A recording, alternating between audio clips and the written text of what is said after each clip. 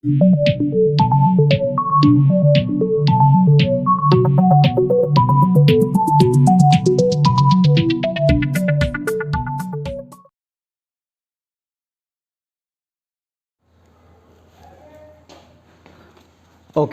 सामने दिखाई दे रहा है बच्चों रिप्रोडक्शन इन द ऑर्गेनिज्म। इसके बारे में मैंने आपको कई बार पढ़ाई है। ओके, देखते हैं आगे। इसके बारे में भी आज हमने पढ़ा है कि रिप्रोडक्शन के कुछ बेसिक फीचर कौन कौन से हैं। जैसे फर्स्ट में लिखा है कि reproduction is a process in which organism produce young one offspring similar to itself. That means जो रिप्रोडक्शन है एक ऐसी प्रक्रिया होती है जिसमें जीव अपने ही जैसे नए बच्चों को जन्म देती है, बिल्कुल सेम टू सेम। ओके, ज़्यादातर उसमें चेंजेस नहीं रहते। तो जो आपका यहाँ ऑफस्प्रिंग लिखा हुआ है ना, ऑफस्प्रिंग का मतलब ही होता है बच्चे। ओके, तो न्यू बर्न बेबी भी बोल सकते हो और दूसरा लैंग्वेज क्या हो सकता है आपका, ऑफस्प्रिंग भी बोल सकते हो। ओके, तो दो लैंग्वेज के लिए यूज़ की जाती हैं। नेक्स्ट क्या है, the period from birth to natural death of the organism is called the life span. दूसरे लाइफ ने समय अवधि के बारे में भी लिखा है, जिसको आप लोग क्या बोलते हो, लाइफ स्पेन बोलते हो नॉर्मली। ओके, तो ये किसके बीच का टाइम है, देखिए the period from the birth to the natural death, जन्म और मृत्यु के बीच का टाइम जो होती है उसको क्या बोला जाता है, लाइफ स्पेन या फिर समय अवधि। ओके, नेक्स्ट बात करते हैं, no individual is immortal. Immortal का मतलब होता है अमर होना। तो यहाँ कोई भी जीव क्या है, अमर नहीं है। जो जन्म लिया है उसको मरना ही पड़ेगा। नेक्स्ट क्या लिखा है, एक्सेप्ट यूनिसेलर ऑर्गेनिज्म, ऐसे जीवों को छोड़ करके जो केवल एक सेल वाले हैं।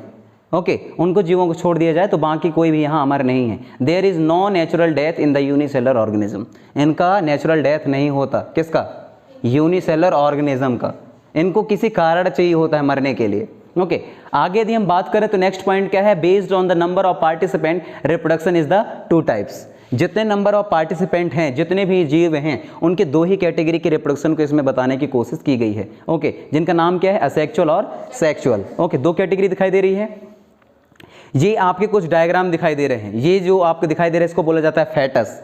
फेटस मतलब होता है inside of the mother body, कैसे छोटा बच्चा दिखाई देता है जब वह 8 महीना का हो या 7 महीने का हो, तब का ये पिक्चर है। दूसरे यहाँ देख सकते हैं पेंगुइन्स। ये पेंगुइन्स है, ये आपके पोलर रीजन पर दिखाई देते हैं। पोलर रीजन का मतलब होता है अर्थ के सबसे ऊपरी हिस्सा और सबसे नीचे वाला हिस्सा। इनमें बहुत ज़्यादा बर्फ़ रहती है और बर्फ़ होने की वजह से जो पेंगुइन्स है हमेशा बर्फ़ वाले इलाके पर रहते हैं। ओके, तो इनके पास भी एक छोटा बच्चा दिखाई दे रहा है जो रिप्रोडक्शन को अच्छे से बता रहा है। और तीसरा होता है ये है स्पोरेंजियम फॉर्मेशन का। देखो ये बलून लाइक स्ट्रक्चर है, यहाँ से कुछ चीज़ें उड़ के बाहर जाएंगे और एक नया पेड़ बना लेंगे, बिल्कुल सेम टू सेम ऐसा। और इसको आप लोग घरों में देखे होगे और खेतों में भी देखे होगे, कभी कल उड़ते उड़ते इधर उधर आ जाते हैं ना। ओके, वही चीज़ है। बात करते हैं life span of some organism. इसके बारे में हमने सेकेंड टॉपिक पढ़ा है कि जो लाइफ स्पेन होता है कुछ ऑर्गेनिज्म में वो कितने कितने टाइम का है।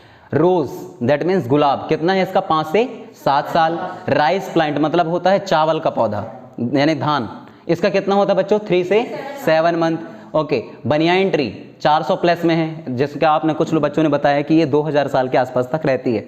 नेक्स्ट क्या है आपका, बनाना ट्री दैट मीन्स केला। केले के पेड़ का जीवन कितना रहता है, 2 से 3 साल। डॉग का 22 ईयर्स। बटरफ्लाई इसका मतलब होता है तितली, इसका कितना रहता है बच्चों, 1 से 2 week. Fruit fly, fruit fly का मतलब होता है जो उनको नुकसान करने वाले, मतलब फ्रूट्स को नुकसान करने वाले जो छोटे कीड़े होते हैं जो उड़ते हैं इधर उधर, उनको बोला जाता है। और उनका भी लाइफ स्पेन कितना होता है, ओनली 2 वीक्स। नेक्स्ट पैरट का 140 साल। ये देखिए बड़ी कमाल की बात है, इंसान की जितनी उम्र रहती है उससे भी ज़्यादा है ना, 140 साल। क्रोकोडाइल, क्रोकोडाइल का मतलब क्या होती है, ये मगरमच्छ। मगरमच्छ की कितनी रहती है, 60 साल। तो 60 साल यदि मैं अभी बात करूं तो इंसान की भी उम्र 60 साल ही है अभी के केस में। ओके, नेक्स्ट क्या है, हॉर्स, घोड़े का कितना रहता है उम्र, 40 से 50 साल। टर्टल का मतलब होता है कि कछुआ, कछुआ का उम्र कितना रहता है बच्चों, 100 से 150 साल। और क्रो दैट मीन्स कौआ, कौआ कितना रहता है, 15 साल। काऊ का 22 और एलिफेंट का कितना रहता है, 50 से 70 साल। तो देखिए एक छोटे से बच्चे से किस तरीके से इसके जो स्टेजेस है वो बदलती जाती है और किस तरीके से वह बुढ़ापा में बदलता है। ओके, बड़ी अच्छे तरीके से यहाँ दिखाई गई है। एक छोटा सीड है, ये सीड को जब एक फेवरेबल कंडीशन मिलता है तो अपने आप को किस में बदलने लगता है, प्लांट में बदलने लगता है, राइज करके। ये बदलते बदलते और एक दिन ये किस में बदल जाता है बच्चों, पेड़ में। ओके, नेक्स्ट देखिए बात करते हैं असेक्सुअल रिप्रोडक्शन की। असेक्सुअल रिप्रोडक्शन के बारे में भी आपने बहुत अच्छे तरीके से पढ़ा है। असेक्सुअल रिप्रोडक्शन पे जो मैं आपको बता रहा था कि इसके क्लासिफिकेशन किस तरीके से, तो क्लासिफिकेशन ये है आपके, क्या दिया हुआ है, टाइप ऑफ असेक्सुअल रिप्रोडक्शन। तो नेक्स्ट क्या है, टाइप ऑफ रिप्रोडक्शन में किनको किनको पढ़ते हैं अपन लोग, फिजन को, बडिंग को और वेजिटेटिव प्रोपोगेशन को। आप बोलोगे वेजिटेटिव प्रोपोगेशन का आपने अलग बताया सर, और वो अलग था, है भी, लेकिन इसके बुक के केसेस में इसको आपको असेक्सुअल रिप्रोडक्शन के अंदर शामिल कर दिया गया है। ओके, जो फिजन होती है उसके दो हिस्से हैं, फिर से नाम क्या है इसका, बाइनरी फिजन, और दूसरे का नाम क्या है आपका, मल्टीपल फिजन। ओके, तो बाइनरी फिजन का बेस्ट एग्जांपल देखने को मिलता है आपको अमीबा में, है ना, और मल्टीपल फिजन का बेस्ट एग्जांपल देखने को मिलता है आपको स्पायरोवायरा में। बढ़िया, तो ये क्लासिफिकेशन अच्छे समझ में आ गई है। आगे बढ़ते हैं। असेक्सुअल रिप्रोडक्शन होता क्या है, it is the production of offspring by the single parents, मतलब एक ही जनक के द्वारा नए बच्चों का जन्म होना। दूसरा क्या है, it is seen in the unicellular organism, और ज्यादातर ये कहाँ देखने को मिलते हैं, जो लोग सिंगल सेल वाले जीव होते हैं उनमें देखने को मिलते हैं ये असेक्सुअल रिप्रोडक्शन। दूसरा केस में लिखा है सिंपल प्लांट और एनिमल में। ओके, आगे बात करते हैं, the offspring are identical to one another and their parents, such morphology and genetically similar individual are called the clone. तो क्लोन के बारे में मैंने भी आपको बताया कि जिसकी बाह्य आकार के और अंदर आकार के बिल्कुल एग्जैक्ट कॉपी होते हैं अपने माता पिता जैसे, चाहे एक ही रिस्पॉन्सिबल है उसमें भी, यदि माँ का क्लोनिंग चाहिए तो माँ से ही बन सकता है, उसके फादर की जरूरत नहीं है इसमें। ओके, तो ये इसके अंदर में आ जाएंगे। असेक्सुअल रिप्रोडक्शन का फर्स्ट प्रोसेस होता है आपका फिजन।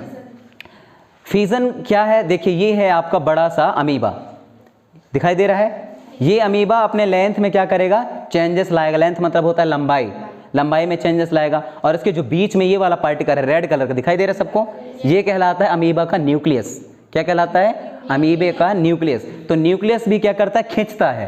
क्यों खींचता है, क्योंकि इसको एक से दो होने हैं, इसी वजह से, क्योंकि ऐसा तो हो नहीं सकता कि बॉडी बस टूट के अलग हो जाए, उसकी बॉडी के पार्ट्स भी तो अलग होने चाहिए ना। ओके, तो ये खींचता है, और यहाँ देखिए ये बीच से ब्रेक हो जाता है, और ब्रेक होने के बाद एक अमीबा से कितने अमीबा बन गए, एक और दो अमीबा बन गए। तो ये होता है आपका fission. Okay, next binary fission का बेस्ट एग्जांपल आपको पैरामीशियम में भी देखने को मिलता है। ये दूसरा जो आपको दिखाई दे रहा है ना बच्चों, ये वाला, ये पैरामीशियम है। पैरामीशियम के स्ट्रक्चर स्लीपर लाइक होता है, चप्पल जैसा। ओके, जिसके बाहर हेयर लाइक प्रोजेक्शन निकले रहते हैं, मतलब इसके बॉडी सरफेस पे छोटे छोटे रेसे निकले रहते हैं, मतलब रोएं, जिससे अपने आप को मूव करती है पानी के अंदर। ओके, मूव करने में वो मदद करता है। तो इसमें भी बाइनरी फिजन देखने को मिलता है। तो बात कर लेते हैं इनका मतलब क्या है फिजन का। In this the parent cell divide into the two और मोर इंडिविजुअल, मतलब जो पेरेंट सेल रहता है या पेरेंट अमीबा रहता है वह दो या दो से चार ज़्यादा में बढ़ जाते हैं या टूट जाते हैं, किसमें, फिजन के कैटेगरी में। फिजन के कितने टाइप बोला गया है, दो, एक का नाम है बाइनरी फिजन और दूसरे का नाम है मल्टीपल फिजन। बाइनरी फिजन की बात करते हैं, it is the division of the parental cell into two individual, that means एक ऐसा डिवीजन जिसमें पेरेंटल सेल जो होता है वह कितने हिस्सों में बदल जाता है बच्चों, दो हिस्सों में बदल जाता है, और ये आपको देखने को मिलेगा किसमें, अमीबा और पैरामीशियम पे। दूसरा आप देख पा रहे होंगे मल्टीपल फ्यूजन। मल्टीपल फ्यूजन में क्या है, it is the division of parent cell into the many individual, जो एक मेन बॉडी पार्ट्स है वह बहुत सारे नए बच्चों में बदल जाता है, बहुत सारे अलग अलग पार्ट्स में बदल जाते हैं, उसको हम लोग बोलते हैं मल्टीपल फ्यूजन। ओके, और ये आपको देखने को मिलता है किसमें, प्लाज्मोडियम और अमीबा में। एक्चुअली अमीबा में इसका बेस्ट एग्जांपल नहीं हो सकता बच्चों, प्लाज्मोडियम में होगा। प्लाज्मोडियम एक ऐसा छोटा कीड़ा होता है जो मॉस्क्यूटो के डंक में चिपका रहता है। तो जैसे ही मॉस्क्यूटो यानी कि मच्छर आपको काटता है ना, तो इस प्लाज्मोडियम वायरस को या कीड़ा को आपके खून में मिला देता है वो। एक्चुअली मच्छर के काटने की वजह से आप लोग बीमार नहीं पड़ते, मच्छर के डंक में उपस्थित होने वाले या प्रेजेंट होने वाला प्लाज्मोडियम की वजह से आपको ऐसा होते हो। ओके, मच्छर के काटने की वजह से ऐसा कुछ नहीं होना है। ओके, तो ये आपको किस में देखने को मिलता है, मल्टीपल फिजन अमीबा में और प्लाज्मोडियम में देखने को मिलता है। नेक्स्ट बात करते हैं फिजन के और सारे कैरेक्टर क्या है, अंडर अनफेवरेबल कंडीशन। तो यहाँ ये वाला वर्ड समझ में आना चाहिए, अनफेवरेबल कंडीशन क्या होता है। यदि मैं धान की फसल को गर्मी में उगाऊं तो क्या ये फेवरेबल कंडीशन है, नहीं है, क्योंकि धान की फसल को पानी वाला सीजन चाहिए, ये तो जस्ट अपोजिट हो जाएगा। तो अनफेवरेबल कंडीशन का मतलब होता है जो उसका कंडीशन है उसको छोड़ के बाहर वाला कंडीशन।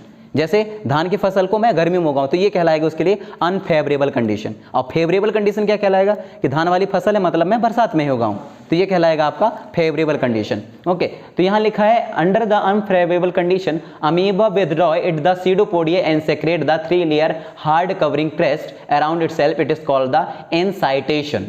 इसका मतलब ये है कि जैसे ही अमीबा को अनफेवरेबल कंडीशन पे इसका सीडोपोडी के बारे में मैंने आपको बताया था, जब इसको फूड कैप्चर करना होता है तो बॉडी के शेप को लगातार बदलता है ताकि फूड को अंदर कैप्चर किया जा सके। ओके, उसी को बोलते हैं सीडोपोडिया। तो जब उस टाइम पे सीडोपोडिया का फॉर्मेशन करता है तो उसकी बॉडी के ऊपर 3 लेयर का मतलब होता है 1 2 3 अलग अलग 3 लेयर वाला एक हार्ड सब्सटेंस चारों ओर लग जाती है। ओके, जैसे आपकी स्किन पे बात करता हूँ, इंसानी स्किन पे आपकी चमड़ी 3 लेयर से मिलकर बनी हुई है। इसकी वजह से आप इसको ट्रिप्लोब्लास्टिक के नाम से भी जाना जाता है। 3 लेयर कौन कौन से? एपिडर्मिस, मेसोडर्मिस और एंडोडर्मिस, ये 3 लेयर होते हैं। ओके, अब जब कभी भी इंजेक्शन लगवाने जाना ना डॉक्टर से, तो जिसके बारे में जानकारी है उसी से लगवाना, क्योंकि कुछ इंजेक्शन जो है मसल्स के लिए होते हैं, कुछ इंजेक्शन जो है ब्लड में के लिए होते हैं, कुछ इंजेक्शन आपकी स्किन पे लगाई जाती हैं। और जिसको ये सारी चीज़ें जानकारी नहीं है वो क्या करेगा? सारे इंजेक्शन एक ही जगह लगा देगा। ओके, तो इंजेक्शन के भी अलग अलग पोर्शंस रहते हैं कि वो कौन से हिस्से में बॉडी के या स्किन के कौन से हिस्से में लगाना है, मसल्स के कौन से हिस्से में लगाना है। ओके, तो ये जो जानकार डॉक्टर रहते हैं उनको ये बातें पता रहती है। आगे बात करते हैं असेक्सुअल रिप्रोडक्शन के इसी में फिजन पे अंडर फेवरेबल कंडीशन। अब देखिए, अनफेवरेबल और दूसरा फेवरेबल, दोनों का मतलब मैंने अभी बताया। फेवरेबल का मतलब होता है पसंदीदा सीजन और अनफेवरेबल का मतलब होता है ना पसंदीदा। ओके, या जो पसंद ना हो। ओके, फेवरेबल कंडीशन पे क्या है? एनक्राइस्टेड अमीबा अंडरगोड मल्टीपल फिजन। अब देखिए कि जब फेवरेबल कंडीशन मिलता है तो जो अमीबा है उसके ऊपर 3 लेयर ऊपर आपने जमा दिया था, वो 3 लेयर क्या होते हैं आपके फिर से टूटते हैं। किस में टूट जाते हैं? मल्टीपल फिजन में। Multiple fission to give many minute amoeba, ताकि वह बहुत सारे छोटे छोटे नए अमीबा को जन्म दे सके। माइनट का, ये मिनट नहीं लिखा है, माइनट लिखा। माइनट का मतलब होता है छोटे छोटे। ओके, दोनों में फर्क है मिनट और माइनट पे। माइनट का मतलब होता है छोटे छोटे। ओके, उनमें ये तोड़ देता है बॉडी को अपने। अमीबा और the pseudopodia spores, the cyst wall burst out and spore are the liberate to grow into the new amoeba, this is called the sporulation. तो अमीबा में मल्टीपल फिजन भी देखने को मिलता है और दूसरा बाइनरी फिजन भी देखने को मिलता है। दोनों तरीके के आपके फिजन अमीबा पे देखने को मिलते हैं। ओके, आगे बढ़ते हैं, बात करते हैं बडिंग की। बडिंग में ईस्ट का नाम सुना है बच्चों? ईस्ट जो है शराब बनाने के लिए, चीज़ों को सड़ाने के लिए यूज़ किए जाते हैं। क्या बोला मैंने? ईस्ट एक ऐसा जीव है जिसको किसी चीज़ को सड़ाने के लिए यूज़ किया जाता है। जैसे शराब बनाना हो तो महुए का सड़ाई जाती है, ईस्ट का यूज़ किया जाता है। बाकी चीज़ों को भी लिए ऐसे ही यूज़ किए जाते हैं। तो देखिए, बडिंग की बात कर रहे हैं। In this a bird's appear and grow into the parental body, मतलब ये आपका आ गया ईस्ट सेल। ये पूरा इसमें क्या है, इसकी बॉडी जब मैच्योरेशन स्टेज में पहुंचेगी तो इसमें एक छोटा सा बर्ड्स निकलना स्टार्ट होगा। तो दूसरे स्टेज में देखिए, इसकी बॉडी पे, ये पेरेंटल बॉडी है, इसकी बॉडी पर छोटा सा बर्ड्स यहाँ निकल के आ रहा है, ये निकल के आ गया। इसका 3rd स्टेज में देखिए ये थोड़ा और बड़ा हो जाएगा।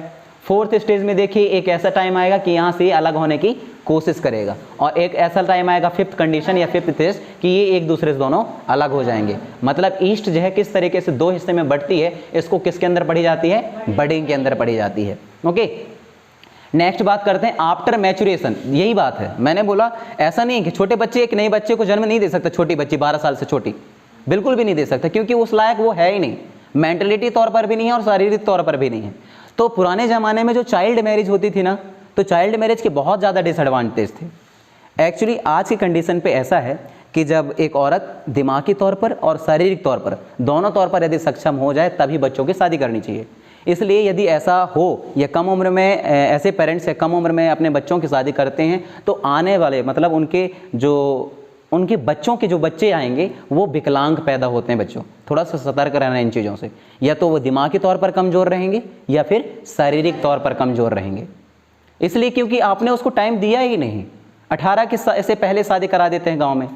ये बड़ा ही बोला जाए तो दुष्व्यवहार है औरतों के साथ में, लड़कियों के साथ, महिलाओं के साथ में, क्योंकि वो शारीरिक तौर पर बिल्कुल तैयार नहीं है। बहुत सारे बच्चे तो कुछ चीज़ें जानते भी नहीं, फिर भी उनकी शादी ब्याह करा देते हैं गाँव वाले एरिया पे, कोई चीज़ों की जानकारी नहीं रहती।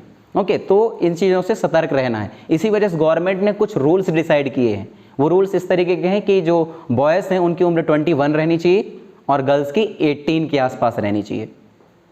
वो इसलिए 18 है क्योंकि उसकी दूसरी वजह भी है, अभी 21 किए हैं। हाँ, थैंक यू।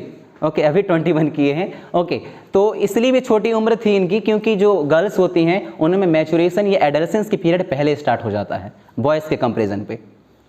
ओके और उनकी बॉडी भी मतलब पहले ही उस चीज़ को गवाह देने लगती है कि हाँ आप शादी योग्य वो हो गई हैं। आप बहुत सारे बच्चों को देखना है ऐसे, या बच्चियों को, कि जो उनकी शारीरिक और दिमागी तौर दोनों तैयार होने लगते हैं कि हाँ शादी ब्याह के लिए वो तैयार हो गई है। ओके इसी वजह से 2-3 साल का औरतों में या महिलाओं में या बच्चियों में थोड़ा उम्र कम रखा गया था। लेकिन अच्छा है कि सरकार ने इसको 21 किया। उसके पीछे वजह भी है। वजह ये है कि यदि औरतें पढ़ती हैं तो बहुत आगे तक बढ़ सकती हैं। ज़्यादातर आप देखोगे हर एक सोसाइटी में जो औरतें रहती हैं वो हमेशा पति के नीचे काम करती हैं। कैसे कि यदि घर वाले ने, ससुराल वाले ने 500 रुपये दिया, हम मार्केट जाएंगे और आकर के शाम को हिसाब बताएंगे 500 रुपये का। ये औरतों के कंडीशन पे काम है कि वो ये बताएंगे कि मैंने 500 रुपये को कैसे कैसे और कहाँ कहाँ यूज़ किया। लेकिन एक बॉय से उससे कभी नहीं पूछा जाता ये हिसाब, कभी नहीं पूछेंगे कि आपने ये पैसे कहाँ खर्च किए। लेकिन जब आप सेल्फ एम्प्लॉयमेंट रहेंगे तो आपको खुद के पैसे का क्या जवाब देना किसी को। तो एम्प्लॉयमेंट का होना जरूरी है, गर्ल्स में तो सबसे ज़्यादा जरूरी है। दूसरा, कभी किसी कारण बस कभी डिवोर्स हो जाता है, फिर सारे बच्चे जितने हैं सबको लेकर के मायके में आके बैठ जाना, that is not a good idea. मेरे ख्याल से ऐसा नहीं होना चाहिए। यदि आप सक्षम हो तो बाल बच्चों को अकेले पाल सकते हो, तो उसके लिए क्या चाहिए कि आप समझदार रहो, पढ़े लिखे रहो और कुछ जॉब करो। और हमेशा इंडियन सोसाइटी की बड़े बड़े दुष्कर्म है या दुष्व्यवहार है कि वो हमेशा एक हस्बैंड को ही सारा लोड देती है सोसाइटी का या फिर फैमिली का। ऐसा नहीं होना चाहिए। दोनों इक्वल के जिम्मेदार हैं उसके लिए, दोनों इक्वल फैमिली को संभालें। एक ही चीज़ को पूरी तरीके से भार दे देना बहुत असहनीय हो जाता है। कुछ लोग तो डेथ मतलब सुसाइड कर लेते हैं इस चक्कर में, फैमिली स्ट्रेस की वजह से। ओके तो इन चीज़ों को हमें दिमागी तौर पर रखनी चाहिए। मैचुरेशन स्टार्ट हुए यहाँ, मैचुरेशन के बाद इट इज़ डिडैच्ड। डिडैच्ड का मतलब होता है टूटना या अलग होना। ओके ये लिखा है ना डिडैच्ड। डिडैच्ड का मतलब मैंने बताया टूटना या अलग होना। फ्रॉम द पेरेंटल बॉडी, किससे अलग हो जाते हैं? पेरेंटल बॉडी से, to form a new individual. क्यों हो जाते हैं? ताकि नए बच्चों को जन्म दे सकें। किस में देखने को मिलता है बच्चों बडिंग? हाइड्रा पे, स्पॉन्ज पे और ईस्ट पे। ओके आगे बढ़ते हैं। फ्रेगमेंटेशन। फ्रेगमेंटेशन के बारे में भी आप लोगों ने पढ़ा है अच्छे से। In this the body break into the distant pieces, मतलब एक ऐसी प्रक्रिया जिसमें बॉडी कई हिस्सों में टूट जाती है। फ्रेगमेंट का मतलब होता है टुकड़ा या हिस्सा। फ्रेगमेंट का मतलब क्या बताया मैंने? टुकड़ा या हिस्सा। And each fragment grow into the adult capable to producing the offspring. और जितने हिस्से टूटते हैं वह फिर से एक नए हिस्से में या नए ऑर्गेनिज्म बना लेते हैं और वो भी सक्षम हो जाते हैं कि अपने खुद के बच्चों को वो जन्म दे सकें। जैसे ये देखिए, ये वाला हिस्सा ये है हाइड्रा का, ये 2 हिस्से में टूटा तो ये वाला हिस्सा भी एक नया हाइड्रा बना लेगा और नीचे वाला हिस्सा का जो ऊपर वाला पोर्शन गायब है तो ये बाकी का चीजें प्रिपेयर कर लेगा और इसे 2 नए बन के तैयार। रीजनरेशन की प्रोसेस आप भी आपको किसमें देखने को मिलते हैं? फ्यूनेरिया पे। रीजनरेशन के बारे में यहाँ जिक्र नहीं है ना बच्चों। और ये जो प्रोसेस आप देख रहे हो ना, ये रीजनरेशन का है। 10th में पढ़ा है ना रीजनरेशन, फ्यूनेरिया पे देखने को मिलती करके। ये किसी गर्मी लग रही है तो फैन ऑन कर सकते हो, ओके, क्योंकि मेरी आवाज़ इसमें रिकॉर्ड हो रही है, वो उसकी दिक्कत नहीं है। ओके ये है फ्यूनेरिया जिसमें एक पेरेंटल बॉडी है। पेरेंटल बॉडी किसी कारण बस कितने हिस्से में कट गई? 1, 2 और 3। ऊपर वाले हिस्से का क्या गायब है? मिड वाला एरिया गायब है और टेल वाला हिस्सा गायब है। तो ये मिड वाला एरिया का प्रिपरेशन करेगा और टेल वाले का, और नया इंडिविजुअल बनाएगा। बीच वाले का है लेकिन इसका हेड गायब है और टेल, तो ये हेड को बनाएगा और टेल को बनाएगा और नया इंडिविजुअल में बना लेगा। नीचे वाले का टेल बस है तो क्या क्या पार्ट बनाएगा? मिड को और हेड को, और नया ऑर्गेनिज्म बन के तैयार। तो 1 से 3 कैसे बने? क्या इसमें मेल और फीमेल की जरूरत पड़ी? नहीं पड़ी। तो यही तो मैं बोल रहा हूँ कि जिसमें मेल और फीमेल की जरूरत नहीं पड़ती वही असेक्सुअल रिप्रोडक्शन है। ओके आगे बात करते हैं वेजिटेटिव प्रोपगेशन के बारे में। चलो आगे है तो जिक्र कर लेते हैं। ये देखिए, ये है आपका पोटैटो, ये है आपका जिंजर दैट मीन्स अदरक, और ये है कुछ ऐसे प्लांट जिसके लीफ में छोटे छोटे प्लांट आते हैं। और इसको क्या तो बोला जाता है हाइजीन। वाटर हाइजीन का मतलब होता है, रुको मैं बताता हूँ बच्चों क्या होता है। अरे कभी कल किसी तालाब में जो अनवांटेड प्लांट आ जाते हैं और पूरी तरीके से तालाब को ढक लेते हैं ना। अनवांटेड प्लांट का मतलब होता है जिसका कुछ काम नहीं है, बस वो तालाब को घेर लेता है बस। ओके ऐसे प्लांट को बोला जाता है वाटर हाइजीन। ओके तो ये सारे कुछ एग्जाम्पल जिसमें आपको क्या देखने को मिलता है, वेजिटेटिव प्रेपोगेशन। और वेजिटेटिव प्रेपोगेशन को इससे पढ़ने से अच्छा है कि आप एक चीज़ रखो कि जब कभी भी किसी पेरेंटल बॉडी के या प्लांट के स्टेम से, रूट से या लीफ से नए प्लांट आते हैं तो उसको हम क्या बोलेंगे, वेजिटेटिव प्रेपोगेशन। बहुत बढ़िया, मैं इसलिए इसको समझा रहा हूँ ताकि मैं हिंदी बस लिखवा सकूँ, दोबारा समझाऊंगा नहीं। ओके, इस वजह से शुद्ध हिंदी में बता रहा हूँ ज़्यादातर चीज़ें। ओके, नेक्स्ट, इसमें भी पोटैटो में जैसे बर्ड्स के निकल आना, जिसको कुछ लोग आई भी बोलते हैं कि पोटैटो का आँख निकल के आ गया है। ओके, तो वो बर्ड्स होते हैं। देखिए कुछ धंसे वाले एरिया रहते हैं, इनमें बर्ड्स निकल के आते हैं और यहाँ से इस एरिया को कट करके यदि आप ज़मीन पे लगा दोगे ना तो नया आलू बन के तैयार हो जाता है। और ऐसे ही केस आपको देखने को मिलता है अदरक पे। ओके, राइजोम्स, राइजोम्स का मतलब होता है जड़, रूट। राइजोम्स का मतलब क्या बताया मैंने, जड़ या रूट। तो बनाना और जिंजर ऐसी चीज़ें हैं जिनके रूट को लगा दिया जाए तो नए प्लांट आ जाते हैं। बनाना के भी सीड नहीं आते, बनाने के रूट को ले जाया जाता है यदि दूसरे घर में उगाना है तो, है ना। यही चीज़ है। Rhizomes arise the nodes of the modification stem, the root come in the contact with the damp soil. Damp soil का मतलब होता है बच्चों, यहाँ एक नया वर्ड है, डम सॉइल। डम सॉइल का मतलब बताता हूँ मैं। डम सॉइल का मतलब होता है आपका दलदली ज़मीन। क्या होती है, दलदली ज़मीन। दलदली ज़मीन मतलब ज़्यादा पानी भी नहीं रहता और ना ही ज़्यादा सूखा रहता, जहाँ की मिट्टी थोड़ा थोड़ा दबे, उसको बोला जाता है दलदली ज़मीन। ओके, वहाँ के बारे में बताया गया ऐसी जगह पर। क्या लिखा हुआ है बच्चों, एडवेंटेटियस बर्ड्स, ब्रायोफाइटम देखने को मिलता है। ये ब्रायोफाइटा एक्चुअली, ब्रायोफाइटा का मतलब होता है ऐसे प्लांट, या प्लांट किंगडम का एम्फीबियस बोला जाता है बच्चों इसको। क्या बोला मैंने, प्लांट किंगडम का एम्फीबियस, मतलब पादप जगत का एम्फीबियस। तो एम्फीबियस का मतलब होता है कि जो पानी के अंदर भी रहते हैं और पानी के बाहर भी। तो ब्रायोफाइटा के अंतर्गत उन प्लांटों के बारे में पढ़ा जाता है जो पानी के अंदर भी रहते हैं और पानी के बाहर भी। ओके, बढ़िया। नेक्स्ट बात करते हैं, यहाँ तक हो गई, आगे बात करते हैं असेक्सुअल रिप्रोडक्शन का और ज़्यादा टाइप्स क्या हैं। Okay, other asexual reproduction structure. देखिए अब कुछ और चीज़ें हैं जिसमें कुछ अलग तरीके से बात कही जाती है, लेकिन ये आपके बुक में नहीं होगा मेरे ख्याल से। जू स्पोर का फॉर्मेशन होता है, ये है जू स्पोर। जू स्पोर क्या है, माइक्रोस्कोपिक मतलब होता है माइक्रोस्कोप से देखने पर, motile structure in some algae and the protist. Algae का मतलब समझ लीजिए, एल्गी का मतलब क्या होता है, किसी को पता है, काई। काई, एल्गी का मतलब क्या होता है बच्चों, काई। मैं कुछ बैक्टीरिया दिखाने वाला हूँ आपको लैब में, कहीं से काई का सैंपल लेके आना, मतलब जहाँ हाथ अपन लोग धुलते हैं रेगुलरली तो वहाँ कुछ चीज़ें जम जाती हैं, वहाँ का सैंपल चाहिए मुझे। ओके, तो उसमें हम ना बैक्टीरिया को चलते हुए देख सकते हैं, मूव करते हुए आसानी से। ओके, वो इतना ज़्यादा खतरनाक नहीं है कि मुंह बनाने की ज़रूरत पड़े। हाँ, अब देखना है तो देखना है, और हमने देखा भी है, बैक्टीरिया को चलते हुए देखा है ऐसे। वही बस नहीं, पोलन ग्रांड की एक्सपेरिमेंट किया है, वो दिखता कैसे है, बहुत सारे चीज़ों का। ओके, तो माइक्रोस्कोपिक स्ट्रक्चर है सम एल्गी एंड द प्रोटिस्ट। नाम क्या है इसका, क्लेमोमाइडोमिनस। क्लेमोमाइडोमिनस। कोनेडिया, क्या लिखा है, हाँ चलो बढ़िया, थैंक यू। प्रोनाउंसिएशन थोड़ा सा डिफरेंस हो सकता है, कभी काल कुछ लोग फंगी बोलते हैं, मैं फंजाई बोलता हूँ, बाकी चीज़ वही है, फंगस। आप क्या बोलते हो, फंजाई मैं बोलता हूँ फंजाई, कुछ लोग फंगी या फंगी बोलते हैं। Okay, conidia. पेनिसिलियम, पेनिसिलियम एक ऐसी चीज़ है जिसके इंजेक्शन बनाए जाते हैं बच्चों, पेनिसिलियम के इंजेक्शन बनाए जाते हैं। ओके, नेक्स्ट क्या दिया हुआ है आपका, गैमुलस इन स्पॉन्जस। स्पॉन्जस एक ऐसा जीव है जिसके किसके अंदर स्टडी की जाती है, पोरीफेरा के अंदर स्टडी की जाती है। पोरीफेरा आपको बात समझ में नहीं आएगी, ये एनिमल किंगडम का फर्स्ट फाइलम है। ओके, क्या नाम है उसका, पोरीफेरा। क्लास 11 में पढ़ा होगा ना, बहुत बढ़िया। साइकोन की स्टडी भी पोरीफेरा के अंदर करते हैं, मतलब खूब बारीक से पढ़ा है, चलो काम आएगा। ओके, देखिए, asexual reproduction in the common method is simple organism like algae और फंजाई। एल्गी और फंजाई में असेक्सुअल रिप्रोडक्शन बहुत कॉमन मेथड से हो जाती है।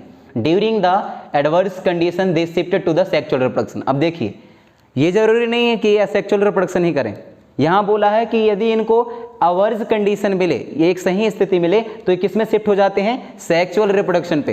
तो ऐसे तथ्य को ही समझना है आप। अभी मैंने बोला तो आपको झट में दिमाग में आ गया, चलो भाई एल्गी और फंजाई मतलब असेक्सुअल रिप्रोडक्शन, लेकिन उन्होंने बोला कि अवर्ड कंडीशन पे किस में शिफ्ट हो जाते हैं, सेक्सुअल रिप्रोडक्शन पे शिफ्ट हो जाते हैं। नेक्स्ट क्या है, higher plant reproduce the sexually vegetative and the sexually, but most of the animals show only the sexual reproduction. आगे बढ़े, ये आपका फर्स्ट जो पीपीटी था ये कंप्लीट होता है, दूसरा पीपीटी स्टार्ट करते हैं।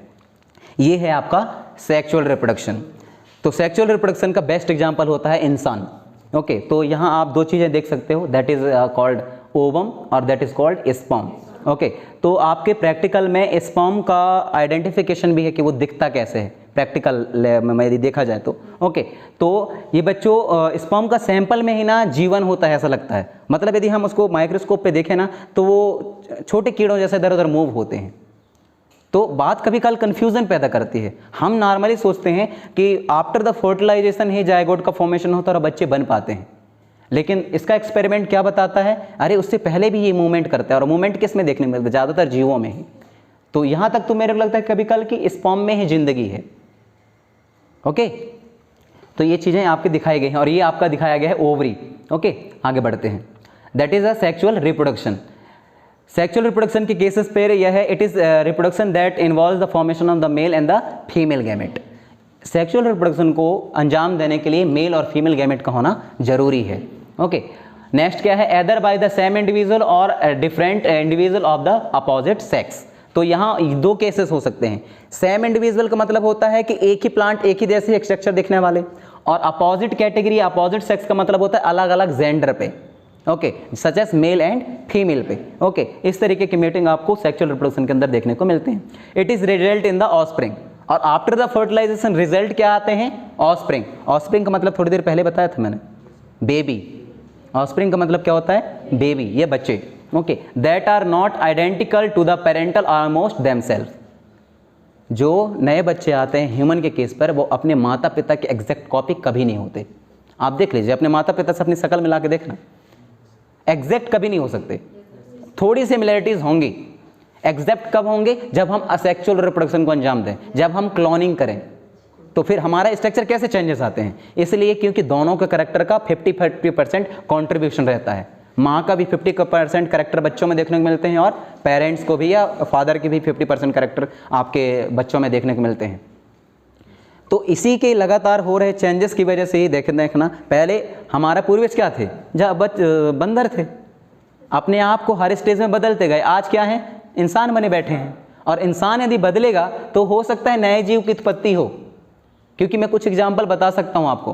पुराने ज़माने में एक प्लांट का नाम था वाइल्ड कैबेज, 10th में पढ़ा होगा एवोल्यूशन वाले चैप्टर पे। वाइल्ड कैबेज, कैबेज का मतलब होता है पत्ता गोभी, ये फूल गोभी। ओके, तो वाइल्ड का मतलब होता है जंगलों में पैदा होने वाला पत्ता गोभी, ऐसा था। उसको 3 अलग अलग रीजन के लोगों ने अलग अलग तरीके से मॉडिफाई किया।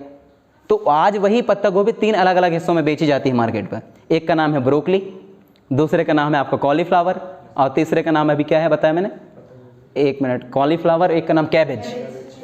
पत्ता गोभी भी वैसे ही दिखता है, देखना, फूल गोभी भी वैसे ही दिखता है, और एक आती है ब्रोकली। ब्रोकली भी वैसे ही दिखता है, मतलब फूल गोभी जैसा, लेकिन वो थोड़ा सा कलर में ग्रीन रहते हैं या फिर थोड़ा सा ब्लू रहते हैं। कभी खाया होगा तो पता होगा।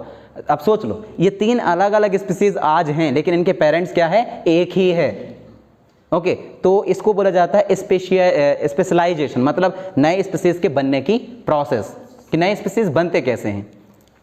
जैसे डायनासोर युग में सिर्फ डायनासोर थे, इंसान कैसे आए। आप जब वर्ल्ड हिस्ट्री को उठा करके देखोगे तो आपको बड़ा अचंभव लगेगा, और शायद आपका धर्म इस बात को गवाही नहीं देते। आपका धर्म कुछ और बोलता है। आपका धर्म तो ये बोलता है कि सबसे पहले संसार पे शत्रुपा और मनु आए, यही बोलता है। यदि किसी की जानकारी होगी शास्त्र के बारे में तो शत्रुपा और मनु भगवान के द्वारा भेजे गए 2, एक मेल और फीमेल फर्स्ट कैंडिडेट थे यहाँ धरती पे, और उसी से फिर जीवन की उत्पत्ति हुई। ये आपके शास्त्र बोलते हैं।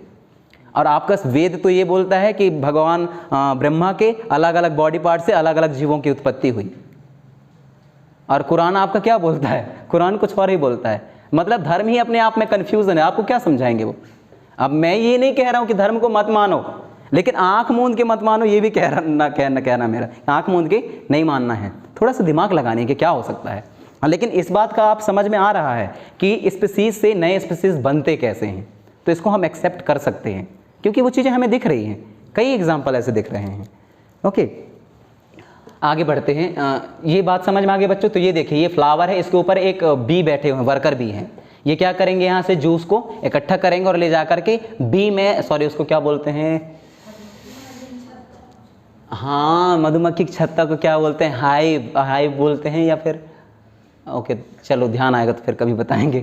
ओके, तो ये देखिए, एक्चुअली जो फ्लावर होते हैं वो डिफरेंट डिफरेंट कलर में क्यों रहते हैं? किसी को कभी कोई जानकारी है इसके बारे में? बताइए मनमोहन। इसलिए ताकि वह इंसेक्ट को अपनी ओर इंटरेक्ट कर सकें बच्चों। फ्लावर में स्मेल आता क्यों है? इसलिए क्योंकि वो इंसेक्ट को अपनी ओर इंटरेक्ट कर सके, क्योंकि जब स्मेल अच्छा आएगा तो छोटे कीड़े उनकी ओर ज़्यादा आकर्षित होंगे, अच्छे दिखेंगे तो छोटे कीड़े उनकी ओर ज़्यादा आकर्षित होंगे। और आकर्षण क्यों देते हैं वो? क्योंकि उनको सेक्सुअल रिप्रोडक्शन करनी है। तो एक्चुअली नेचर ना पहले से सिस्टमेटिक ढंग व्यवस्थित जमा के रखी है। ओके, तो इस वजह से फ्लावर के अलग अलग कलर होते हैं और इनका स्मेल वैसे होता है अलग अलग। इत्र का नाम सुना है? इत्र बहुत महंगा बिकता है, बोला जाता है 10 ग्राम इत्र की कीमत करीब 10 लाख के आसपास होती है। यदि धोखे से खेती कर लिया ना तो करोड़पति बन जाओगे। इत्र की खेती। उत्तर प्रदेश का कन्नौज ज़िला इत्र के लिए बहुत ज़्यादा फेमस है। कहाँ मैंने बताया? उत्तर प्रदेश का कन्नौज डिस्ट्रिक्ट किसके लिए फेमस है? इत्र के लिए। वो दुनिया भर में सप्लाई करता है इत्र का। और इत्र ऐसा सेंट होता है कि थोड़ा सा भी आपने सींच लिया 24 घंटे तक स्मेल नहीं जाएगी, इतना ज़्यादा मतलब वो होते हैं, उसके इफेक्ट रहता है। ओके, जैसे मधुबन का मधुबनी पेंटिंग फेमस है। मधुबन है बिहार में, और मधुबनी पेंटिंग बोली जाती है जिसमें छोटे छोटे ट्राइबल डॉट बनाए जाते हैं, ट्राइबल पेंटिंग टाइप से। मैथिली ठाकुर को जानते हो? यूट्यूब पर भजन गाती हैं, दिल्ली की हैं मैथिली ठाकुर, वो मैथिली पेंटिंग करती हैं। ओके, आगे बढ़ते हैं ज़रा। ओके, ये आपका ये देखने को मिल गया, ये है आपका ओवम और ये है आपका फ्लावर का बर्ड्स जिसमें ओव्यूल्स को दिखाए गए हैं। ओके, तो फ्रूट कैसे बनता है इसको हम चैप्टर नंबर 2 में पढ़ेंगे बच्चों, क्योंकि चैप्टर नंबर 2 सेपरेट है इसके लिए, sexual reproduction in the flowering plant. तो फ्रूट बनते कैसे हैं, सीड कैसे बनते हैं, क्यों फ्रूट नहीं बन पाते, ये सारी चीज़ें चैप्टर नंबर 2 में पढ़ेंगे अपन लोग। सिर्फ इसमें कॉमन चीज़ें उसको पता चल जाए। It is an elaborate complex and slow process as compare to the asexual reproduction. ऐसा क्यों बोला गया है कि स्लो प्रोसेस होता है? कोई बता पाएगा? इसलिए बेटा जी क्योंकि एक बेबी को भी जन्म लेने के लिए इंसान पे 9 मंथ का टाइम लगता है, और 9 मंथ के बाद जो है आज सरकार ये कह रही है कि 3 साल का गैप रखिए नहीं बच्चे में या फैमिली प्लानिंग में। यदि एक बच्चा आज पैदा हो गया तो 3 साल बाद दूसरे के बारे में सोचिए, क्योंकि उस टाइम तक ये बीच का टाइम 3 साल का मिलता है ना, उसमें फीमेल बॉडी अपने आप को प्रिपेयर करती है, क्योंकि वो बहुत ज़्यादा ब्लड नुकसान कर चुकी होती है और मेंटलिटी टॉर्चर हो चुकी होती है। कहा जाता है कि जो इंसान है वो मुश्किल से 17 से 18 जो हड्डी टूट जाए इतना दर्द सहन कर पाते हैं, लेकिन जो फीमेल बॉडी जब एक बच्चे को जन्म देती है तो 20 हड्डी को एक साथ तोड़ दी जाए इतना दर्द फील होता है। लेकिन कुदरत का कमाल देखिए, मैं ऐसा आपको डरा नहीं रहा हूँ, ऐसा मत सोचना। ओके, डरा नहीं रहा हूँ, कुदरत का कमाल देखिए। उस टाइम पे कोई लिक्विड रिलीज होता है जिसकी वजह से वो बच्चे को जन्म देने में ज़्यादा समस्याएं पैदा नहीं होती, तो उस टाइम पे ही ये सारे चीज़ें इवेंट आपके बॉडी में घटती हैं। ओके, डरा नहीं रहा हूँ, मैं बता रहा हूँ कि ऐसा है और आपको समझ में आनी चाहिए। ओके, आगे बढ़ते हैं जरा। In higher plant the flowering indicate the end of the vegetative phase, beginning of the reproductive phase. अब यहाँ देखिए, हायर प्लांट में जो फ्लावरिंग इंडिकेट, जो फ्लावर रहते हैं वो किसको इंडिकेट करते हैं? वेजिटेटिव फेज को। वेजिटेटिव फेज का मतलब होता है जहाँ से रिप्रोडक्शन होना है। ओके, क्या मतलब बताया मैंने वेजिटेटिव फेज का? जहाँ से रिप्रोडक्शन होना है। तो कौन सा एरिया इसके लिए रिस्पॉन्सिबल रहता है? फ्लावर वाला एरिया, किसी भी प्लांट का फ्लावर वाला एरिया। दूसरा क्या लिखा हुआ है? Annual and biennial plant so clear cut vegetative, reproductive and the senescent phases. अब यहाँ समझिए, एनुअल का मतलब होता है ऐसे प्लांट जिनको साल भर बाद फिर से नए प्लांट में आते हैं या वो फल दे पाते हैं, एनुअल। दूसरे हैं आपके बाइनियल, साल में 2 बार, बाई का मतलब होता है 2। ओके, और नेक्स्ट क्या है उसका? सेंसेंट, इसका मतलब देखेंगे क्या है जरा। नेक्स्ट क्या है बच्चों? In perennial plant these phases are very difficult to identify. Perennial phase में इनको आइडेंटिफाई करना थोड़ा मुश्किल होता है, इन्होंने बोला। आगे बढ़ते हैं। इनको देखा है कभी ऐसे प्लांट? कभी नहीं देखा? Some plant exhibit unusual flowering. अब देखिए, बम्बू, बम्बू पता है क्या है? क्या होता है? Species flower only once in their life time. अपनी ज़िंदगी में केवल एक बार फ्लावर रखता है बम्बू, ज़िंदगी में केवल एक बार ही उसमें फ्लावर आते हैं, उसके बाद फिर कभी नहीं आते फ्लावर। ओके, और दूसरा किसके बारे में बात बोला जाता है बच्चों? ओ क्या तो बोलते हैं जो जिसका फूल कभी देखने को नसीब नहीं होता, क्या है? अरे क्या? हाँ हाँ हाँ हाँ, बोलो बोलो। उमर, उमर, उमर बोलते हैं जिसको खाया जाता है। ओके, उसको बोला जाता है कि बहुत किसी की नसीब है कि उसको देख लें कि फ्लावर कब आता है, उसमें नहीं देखने को मिलता। ओके, और यदि मैं नॉर्मली बात कर रहा हूँ, मैं नॉट एग्जैक्टली, मैं सही बिल्कुल नहीं बोल रहा हूँ, आप एक बार जानकारी लेना। एक्चुअली फ्लावर उसके अंदर होते हैं, मेरा कहना है, अच्छे से देखा जाए तो फ्लावरिंग फ्रूट्स के अंदर रहते हैं। कभी उसको काट के देखा है? खाते हैं ना बड़े चाव से लोग। ओके, देखिए करीब करीब लिखा है कि ज़िंदगी में एक बार ही फ्लावर लेते हैं आफ्टर द 50 एंड 100 ईयर्स, 50 से 100 साल बाद। Okay, produce large number of the fruits and die, बहुत सारे फ्रूट्स को जन्म देते हैं और उसके बाद मर जाते हैं। डाई का मतलब होता है मर जाना। एक प्लांट है जिसका नाम क्या है बच्चों? स्ट्रोबिलेंथस कैंथाइना। ओके, ये फ्लावर ऑन्स इन 12 ईयर्स, 12 साल में केवल एक बार ही फ्लावर इसमें आते हैं। ये थोड़ा सा नाम कठिन है, बाकी अच्छा है। ओके, आगे बात करते हैं। यहाँ कुछ चीज़ें दिखाई दे रही हैं क्या? एक पक्षी है सर, उसके अंडे हैं और वो उसको देख रही है, देखभाल कर रही है ना। सॉरी, ये कितने टाइम से बंद हो गया, देखे हो? ओके, बंद नहीं हुआ है, वो रिकॉर्ड हो रहा है। ओके, क्या लिखा है? In animal juvenile phase. Juvenile phase का मतलब बताता हूँ बच्चों। Juvenile phase is nothing but the adolescence age, मतलब उम्र 13 से ऊपर वाला, उसी को क्या बोला जाता है? जुवेनियल फेज। ओके, क्या लिखा है? इन जुवेनियल phase followed by morphological and physiological changes, period and active reproductive behavior। अब देखिए यहाँ बोला गया है कि प्रजनन में बहुत सारे बदलाव आते हैं। किस पीरियड पे? जुवेनियल फेज में या फिर एडल्सेंस पीरियड पे। कभी छोटे बच्चा अपोजिट सेक्स या अपोजिट जेंडर की ओर इंटरेक्ट क्यों नहीं होता? नहीं होता। वो चेंजेस आपके इस उम्र में आते हैं, जिस उम्र में आप हो इसी उम्र में आते हैं एट्रैक्शन की फीलिंग्स।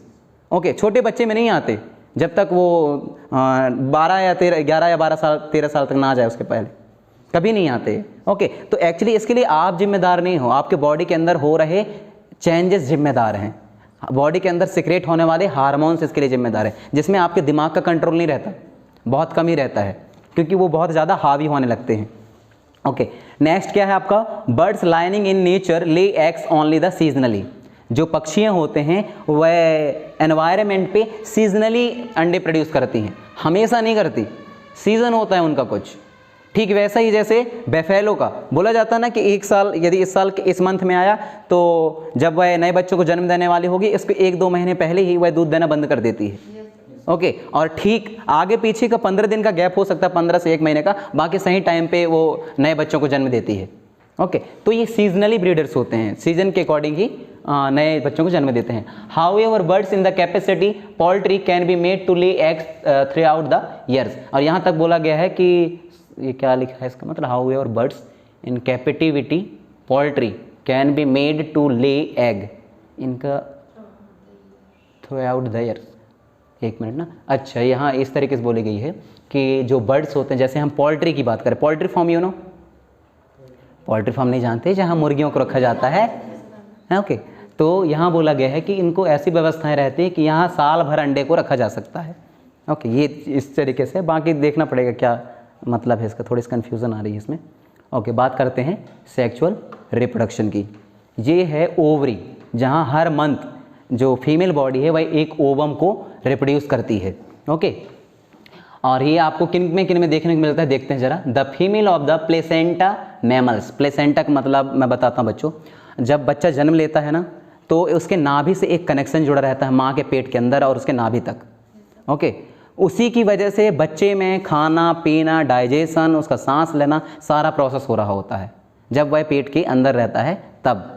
ओके, तो ठीक बाहर आता है तो उसके नाभि की उस नसों को काट दी जाती है, क्योंकि अब बच्चा खुद से सक्षम हो गया, उसका जो बॉडी ऑर्गन्स है वो धीरे धीरे काम करने स्टार्ट हो गए, अंदर के पार्ट्स काम करने स्टार्ट हो गए, इसी वजह से माँ से उसका कनेक्शन तोड़ दिया जाता है। एक्चुअली उसको बाहर आकर के काटी जाती है। ओके, और तो जो वही जो कनेक्शन लगी होती है ना, उसी को क्या बोला जाता है? प्लेसेंटा। ओके, क्या बोलते हैं? प्लेसेंटा। तो उसी की वजह से वो सारा प्रोसेस उसका अंजाम हो रहा होता है ना। Exhibit cycling changes in the ovaries. Ovaries में क्या होते हैं, साइक्लिक चेंजेस आते हैं। किस तरीके से चेंजेस आते हैं, accessory duct and the hormones during reproductive phase. वही मैंने बात बताई कि जब आप एडल्सन स्टेज में पहुंचते हो तो आपके हार्मोन्स में बहुत सारे बदलाव आते हैं। ओके, तो उन हार्मोन्स के नाम है आपके एस्ट्रोजन और एंड्रोजन। नाम सुना है?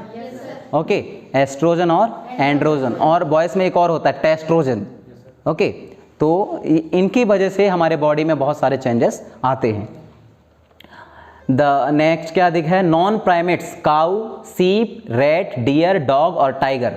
समझना पड़ा थोड़ा सा ना। आप एक चीज़ के बारे में जानते हो, मेंस्ट्रुअल साइकिल के बारे में, जिसको ब्लड लॉसिंग सिस्टम भी बोला जाता है फीमेल बॉडी पे। ओके, लेकिन आपको 3 कैटेगरी ऐसी है, जैसे कि आपका सीप हो गया, काऊ हो गया, रैट हो गया, डियर हो गया, डॉग और टाइगर। इनमें मेंस्ट्रुअल साइकिल देखने को नहीं मिलता, ध्यान रखना। ये मैमल्स जरूर हैं। तो इसमें कौन सा साइकिल देखने को मिलता है? इसमें देखने को मिलता है ऑस्ट्रेस साइकिल। ये भी एक तरीके का साइकिल होता है, लेकिन इसमें ब्लड लॉसिंग नहीं होती, इसमें एक तरीके का लिक्विड रिलीज होता है। ओके, एक तरीके का लिक्विड रिलीज होता है, वो ब्लड नहीं होती। ओके, ध्यान रखना। ये 3-4 जानवर, इनमें मेंस्ट्रुअल साइकिल देखने को नहीं मिलता। तो मेंस्ट्रुअल साइकिल किस में देखने को मिलता है? ये है आपके मंकी, एप्स और ह्यूमन। ह्यूमन पे, मंकियों में और एप्स में ये आपका मेंस्ट्रुअल साइकिल दिखाई देता है। मेंस्ट्रुअल साइकिल स्टार्ट होती है during the age of 13। Okay, 13 की उम्र में इस तरीके से चेंजेस आते हैं। और ये ऑस्ट्रस वाला है, ऑस्ट्रस साइकिल, तो ये नॉन प्राइमेट्स में है और इनका जिक्र ये लिखा हुआ है, काऊ, सीप है, रेट है, डियर है, डॉग है और टाइगर है। ओके, आगे बढ़ते हैं जरा। सेक्सुअल रिप्रोडक्शन का क्या है? Based on the breeding season, mammals are 2 types. Breeding season मतलब होता है जब एक ऐसा सीजन जब कोई जीव नए बच्चों को जन्म देता है, उसको बोला जाता है ब्रीडिंग सीजन। ओके, वो उसके अकॉर्डिंग जानवरों को या जीवों को कितने कैटेगरी में बांटे गए हैं? 2। एक का नाम है आपका क्या बच्चों? सीजनल ब्रीडर्स, जो सीजन पे ही नए बच्चों को जन्म देते हैं।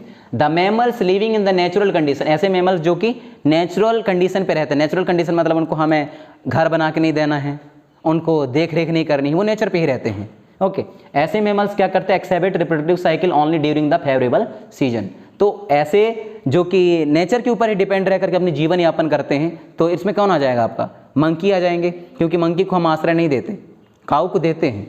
ओके, तो सीजनल में आपके वो आ जाएंगे, उनको फेवरेबल कंडीशन मिलता है, तो सीजनली ब्रीडर्स होते हैं। और कंटिन्यू ब्रीडर्स में क्या आ जाते हैं आपके? चूहे। चूहे के देखना हमेशा बच्चे पैदा करते रहते हैं लगातार, कोई सीजन नहीं रहता कि साल भर बाद बच्चे पैदा करना, नहीं, ऐसा कुछ भी नहीं है। ओके, तो ये है आपके सीजन में ही बच्चों को पैदा करेंगे। और नीचे वाले चूहे के केस में ऐसा नहीं है, ये कोई भी टाइम कर सकता है जब इसको सही लगे ना। इसके लिए सही टाइम है कि गर्मी के सीजन पे आए, विंटर पे आए, रेनी सीजन पे आए, ऐसा नहीं, कुछ नहीं है। ओके, तो ये 2 तरीके हैं ब्रीडर सीजन के अकॉर्डिंग। ओके, आगे बढ़ते हैं। नेक्स्ट देखिए क्या